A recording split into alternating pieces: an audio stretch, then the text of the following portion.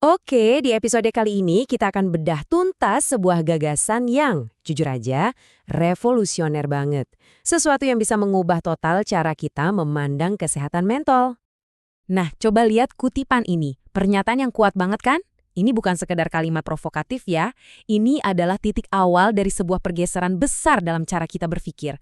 Ini bukan main-main soal kata, tapi soal perubahan fundamental. Dari fokus ke pikiran, sekarang kita fokus ke otak.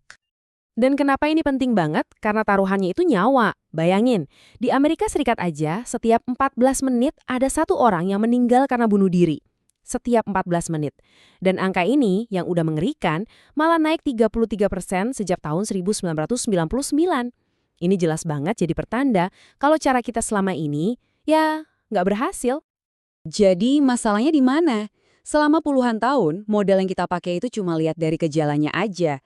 Kamu merasa sedih, cemas, sulit fokus, lalu dikasih label. Masalahnya, kata mantan Direktur Institut Kesehatan Mental Nasional AS, metode kayak gini validitasnya 0%. Kenapa?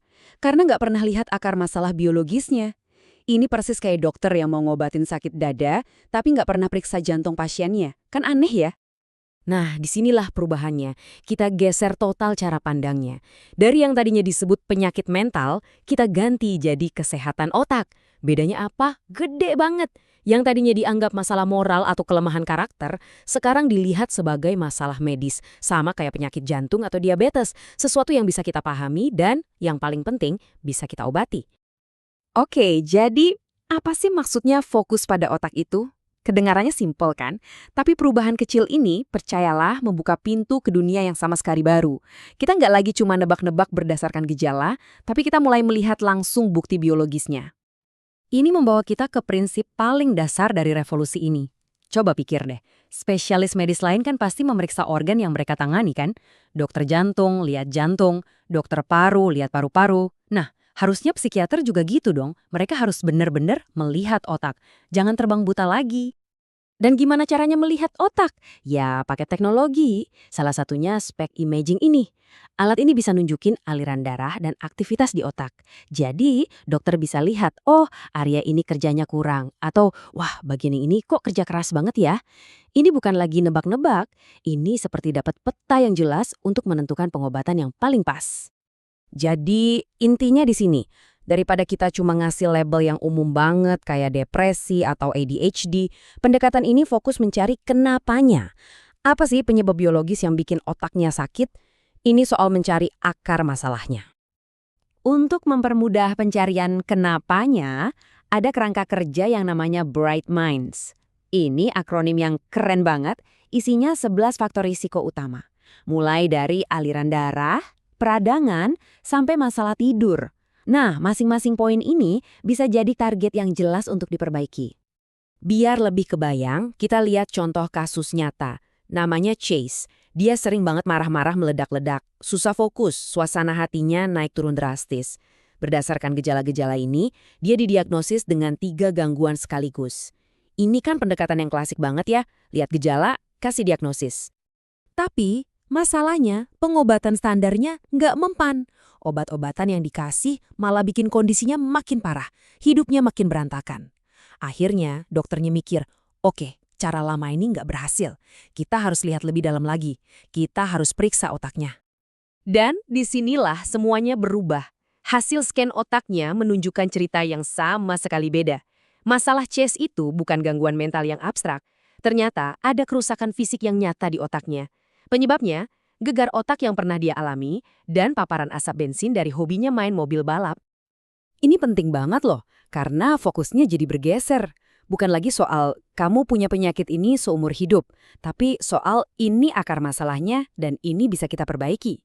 Chase akhirnya menjalani rehabilitasi otak, fokusnya untuk memperbaiki aliran darah dan detoksifikasi. Dan hasilnya, dia pulih. Sesuatu yang mungkin nggak akan pernah terjadi kalau dia cuma terus-terusan minum obat untuk menekan gejalanya. Oke, jadi pertanyaannya sekarang, gimana caranya kita membangun otak yang lebih baik? Nah, rencananya itu holistik, menyeluruh. Ada 4 lingkaran utama yang harus diperhatikan. Jadi ini bukan cuma soal biologis atau obat-obatan aja, tapi gimana kita mengoptimalkan seluruh aspek hidup kita untuk mendukung kesehatan otak. Dan ini mengarah ke satu pertanyaan simpel tapi sangat kuat yang bisa kita tanyakan ke diri sendiri setiap hari. Setiap kali mau ambil keputusan, coba tanya, ini baik atau buruk ya buat otak saya? Sesimpel itu.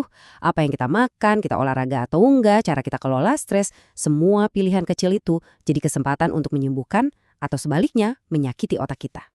Pesan terbesarnya adalah, riwayat otak Anda itu bukan takdir Anda. Mungkin Anda punya risiko genetik, mungkin Anda punya trauma masa lalu, tapi itu bukan vonis mati. Anda, kita semua punya kekuatan untuk mengubah otak kita. Dan ini menurut saya adalah pesan harapan yang luar biasa. Otak kita itu dinamis, bisa berubah, dan kita sendiri yang jadi agen perubahannya. Kalau butuh bukti nyata, lihat aja kisah keponakan si penulis buku ini. Mereka lahir di keluarga yang bisa dibilang penuh dengan masalah kesehatan mental. Jadi, risiko genetik dan lingkungannya tinggi banget. Tapi dengan menerapkan prinsip-prinsip kesehatan otak ini sejak dini, mereka berhasil memutus rantai itu. Sekarang mereka tumbuh jadi anak-anak yang sehat, bahagia, dan berprestasi.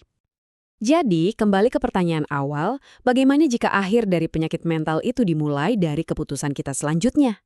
Mengubah cara pandang dari penyakit mental ke kesehatan otak itu bukan sekedar ganti istilah.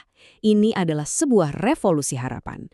Ini memberi kita panduan yang jelas untuk hidup yang lebih baik. Dimulai dari kesadaran bahwa organ terpenting kita, otak kita, nasibnya ada di tangan kita sendiri.